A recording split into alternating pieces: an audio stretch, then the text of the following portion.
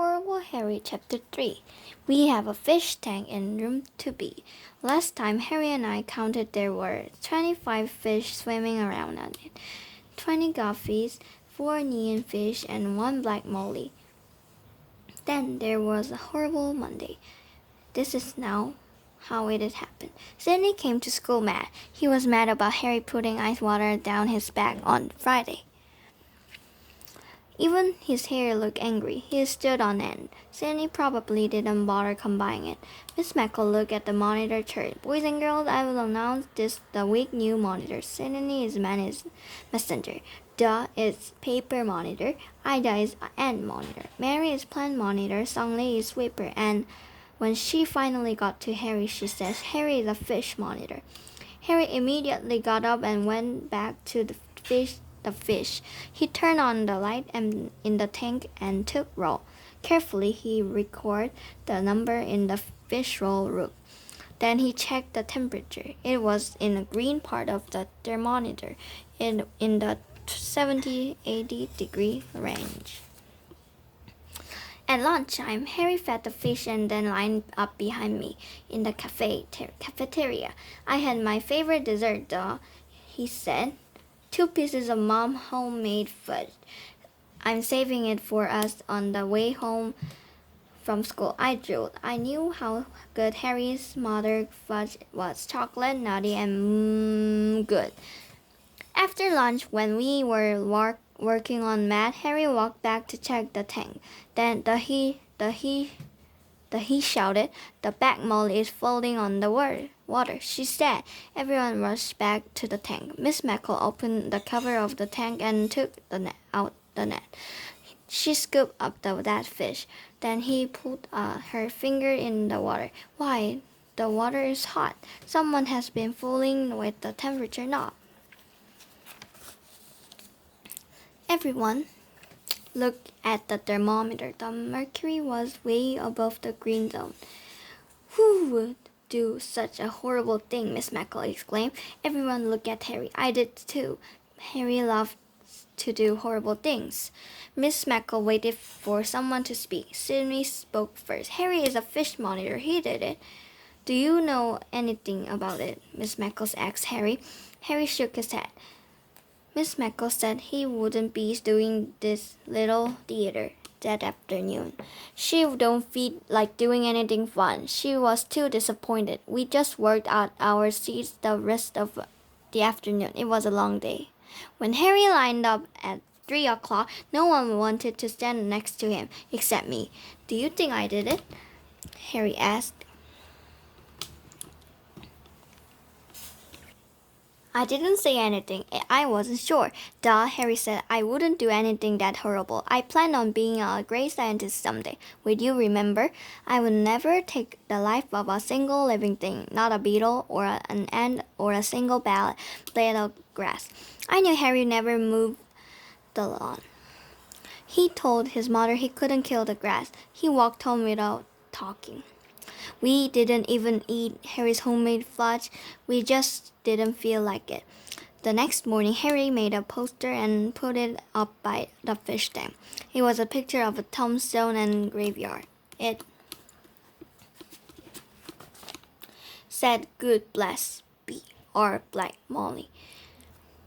Then the top part was a bunch of fish with yellow wings and hollows flying around. What's that up there? I asked. Fish heaven, Harry replied. Miss Mackle started the morning as unusual with a conversation. Boys and girls, we need to talk about our fish.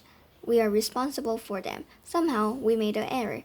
Sydney raised his hand. Harry is the fish monitor. He likes to do horrible things. Harry did it. He should stay after school. Then he sat back in his chair and smiled. I looked at Sydney. Then he dawned on me.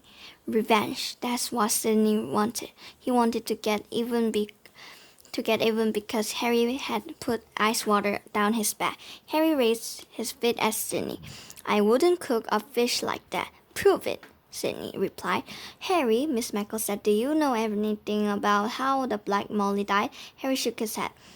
Everyone made a face. No one believed Harry must be. Did anyone see someone at the fish tank just before the lunch bell? I asked. Songli had her hand in the air for the first time. Yes, Songli, Miss Meckle said. Did you see someone? Softly, Songli spoke. I see Sidney by the tank before bell ring. He reached behind where Nob is. Sidney sank down in his chair. Miss Meckle glared at him. Sidney looked at the teacher, then the class. His face turned red. I didn't mean to kill the fish. I just what? Miss Meckle asked. Want to get? Sidney's voice got softer and softer. Harry in trouble. We will talk about it after school, Miss Meckle said firmly. Harry looked over at Songli and beamed. Harry really isn't that horrible. On a scale of 1 to 10, he probably is a 7 for horribleness. Then I noticed Harry got up and got his lunchbox. He took something out of it and gave it to Songli. It was 2 pieces of homemade fudge. Forget that, 7. Anyone who gives my fudge away to the girl is a 10. Chapter 4. Tuesday, everyone came to school looking very neat. It was picture day for room to be. How nice everyone looks, Miss Meckle exclaimed. We looked at the teacher Harry door. It was real curly, and it looked red. Did you dye your hair? Mary asked the teacher. Miss Meckle's face turned red. No, her voice got softer. Just use a red rinse. You look pretty, Harry said. And then he flashed his white teeth. Thank you, Harry. You look quite nice in your suit and tie. My mother made me wear it. She's ordering pictures for all my relatives for Christmas. Will you give me free combs this year? Sidney blurted out. Let's hope so, Mary asked. You need one. Everyone looked at Sidney. His hair was stuck out all over his head. Miss Meckle took out her red attendance book. Let's see, everyone is here today except Songli. We looked around. She wasn't at her desk or next to the fish tank or sharpening pencil. Harry frowned. Do you think she's sick? I hope not, Miss Meckle said. It would be so nice to have everyone present for the future. Just then, Songli appeared at the door. Harry's eyebrows shot up. Miss Meckle went to meet her. Why, Songli, you look beautiful. Songli looked down at the floor. Her hair wore a bun. 2 white flowers were pinned on either side of her hair. She was wearing a long dress and a flower sash. When Songli looked up, she said, My mother wants to send pictures to Korea for my relatives. Miss Meckle smiled. Then they will be very pleased. Just then, Miss Foxworth appeared at the door. The photographer is ready for room to be in the gym now. As we walked down the hall, I said to Harry, we probably won't get to stand next to each other. I'm 4 inches taller than you. I know, Harry replied. I'm probably next to the king of Harry doors. I knew whose Harry meant, Sidney. Maybe you will get lucky, I said.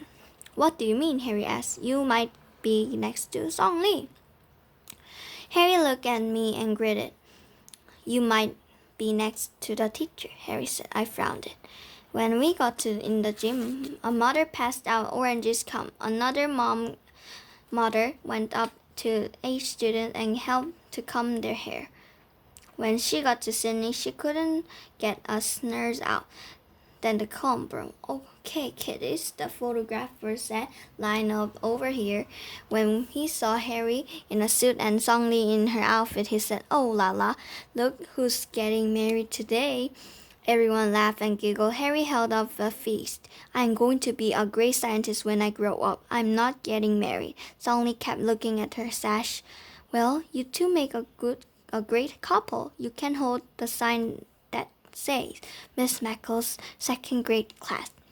Sidney cracked it so loud he was hurting my eardrums. And you two gorgeous redheads can stand together, the photographer said.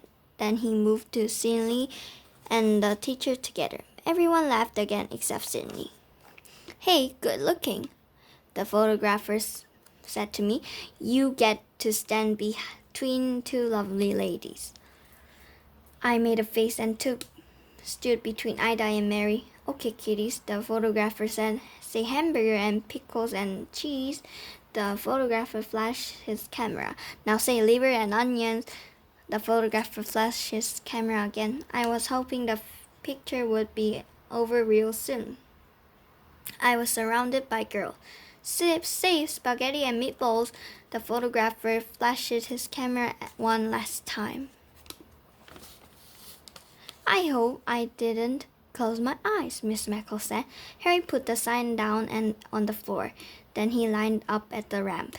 I could tell Harry was miffed about something. He took off the tie and stuffed it in his pocket. When I stood next to him, he whispered, I don't like that guy."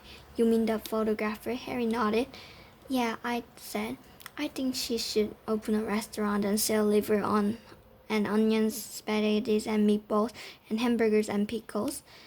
Harry looked at me and then at the photographer. That guy was acting so dumb I wouldn't buy a picture or a pickle from him.